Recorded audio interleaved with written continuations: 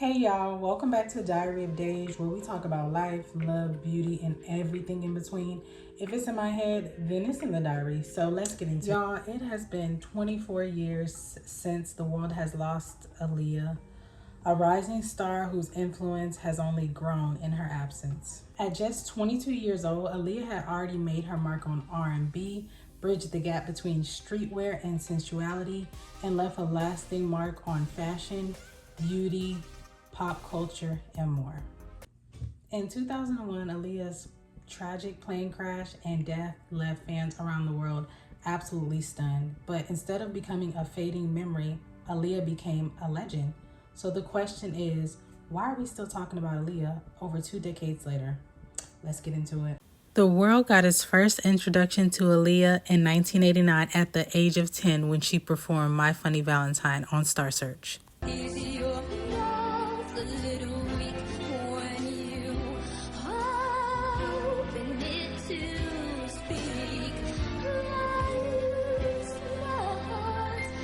And although Aaliyah did not go on to win Star Search, her vocal potential and star power was evident even at the tender age of 10. It also helped that Aaliyah had family connections to the music business, with her uncle Barry Hankerson being a music producer and his wife Gladys Knight a renowned R&B singer. We would see Aaliyah again just a few years later, but this time at the age of 14. She dropped her debut single, Age Ain't Nothing But a Number, produced by R. Kelly. And I won't get into the details of how he took advantage of her. We'll save that for another time. From the very beginning, fans were captivated by Aaliyah's beauty, swag, style, and mystery. In the beginning, she was often seen wearing a mixture of baggy clothes and crop tops and dark shades. Aaliyah would go on to release 2 more studio albums, and at the height of her career, she appeared in films such as Queen of the Damned and Romeo Must Die. Aaliyah was also a very talented model and often appeared in print and magazines. However, in August of 2021, tragedy would strike.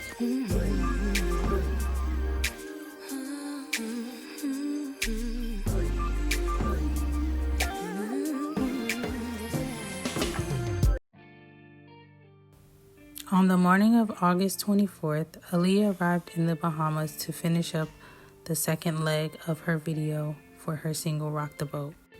Aaliyah was initially scheduled to depart the Bahamas on August 26th, but her team decided to leave a day early on a smaller aircraft which could not hold their luggage or the amount of people on board.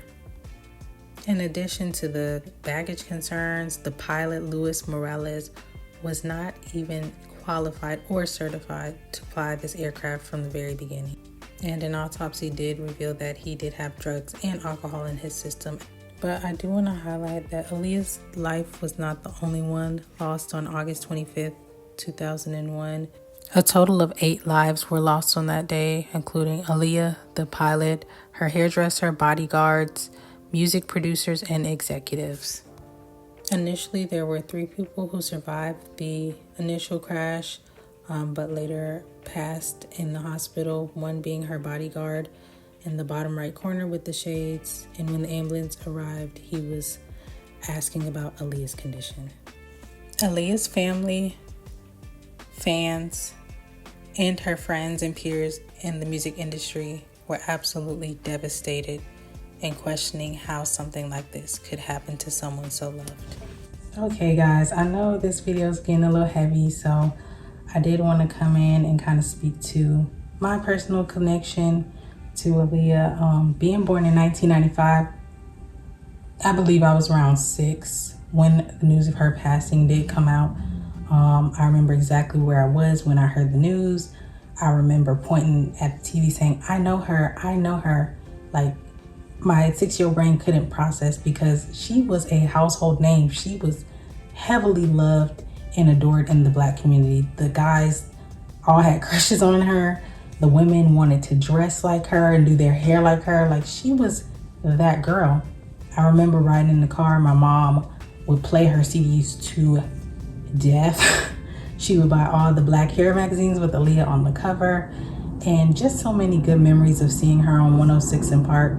She was really something special, and so it is sad to kind of look through these old articles and remember what the world was like. The culture was hurting, the world was hurting when she passed away. But we are going to move into her legacy, because that is kind of the light at the end of this tunnel, and we're going to get into why she is still so beloved today. All right, let's get into reason number one, which is that Aaliyah had the cool girl blueprint down pat, y'all. She gave us tomboy glam, but she also gave us that soft-spoken mystique. And I'm gonna let her tell it, because who better to tell it? Person, which is what I portray on the camera. I'm laid back, I'm mellow, kind of jazzy. I like the jazzy music. So it's really not much of a difference, which is probably why it's so easy, because it really is how I am. It's been said that a lot of these groups coming out, a lot of artists have similar sounds and they dress similar, and I did want something to kind of set myself apart from everybody else. This was in 1994. She was rocking the baggy clothes, the dark shades, oftentimes the dark nail colors, the Tommy Hilfiger. She just gave you a very mysterious vibe. She wasn't putting all her goodies on display, but at the same time, she could be a glam girl. She could have her face beat down to the guys. She could put a crop top with those baggy pants, and people just were really drawn to her because, as she stated in that clip, she was doing something out of the norm. She was being unique, but authentically unique. She was simply being herself, and people love that and still love that to this day. When I think of another star who has really worn the tomboy aesthetic well, Billie Eilish definitely comes to mind. Love her authenticity. Reason number two is that Aaliyah had a voice that lingered. Her airy, controlled, beautiful vocals stood out in an era of powerhouse singers. And in 1996, she teamed up with Missy and Timbaland, and they definitely helped her take her sound to the next level.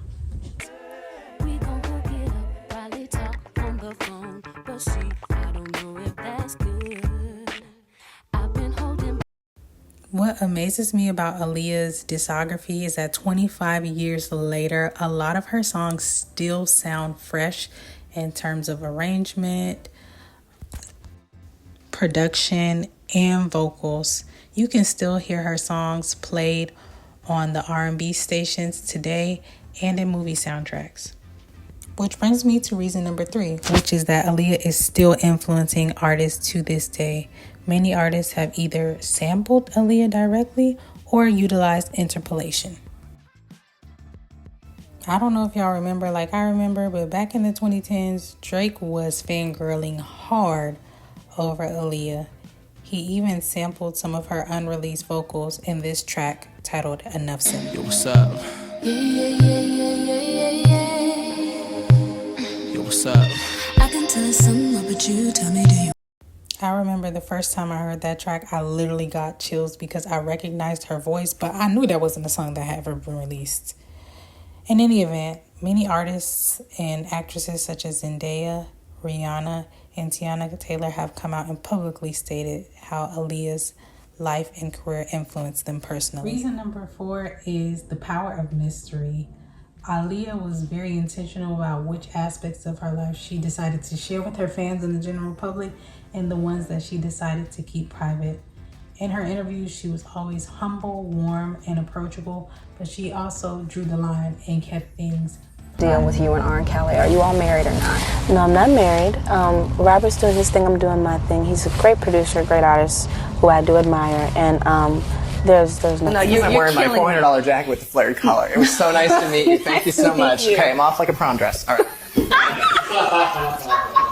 Which is a stark contrast to the celebrities and influencers we see today who share entirely too much information. The fact that we only knew bits and pieces about her made her even more magnetic, and we wanted to learn more about her. And as someone who grew up admiring her, her style, her vibe, her spirit, her beauty, this one is personal for me. So we are not done yet by any means. We're definitely going to do a part 2 to this video, so go ahead and subscribe to make sure you guys don't miss it. Thanks for watching. Peace. say, what I want my legacy to be, you know, what I want people to say when I'm long gone. At this point, right now, I'm gonna say that I want people to see me as an entertainer, someone who can do it all. That's how I was trained. My parents, you know, they grew up loving the people of the classic movies, you know, your Sammy Davis Jr.'s, you know, all those people, Fred Astaire, and those kind of artists that could do it all. You know, you had to be able to do it all, and that's how I was trained. And I want people to look at me as a full-on entertainer and a good person. So, you know, we'll talk a few years down the line and we'll see where my head is at then, but that's what I want for right now.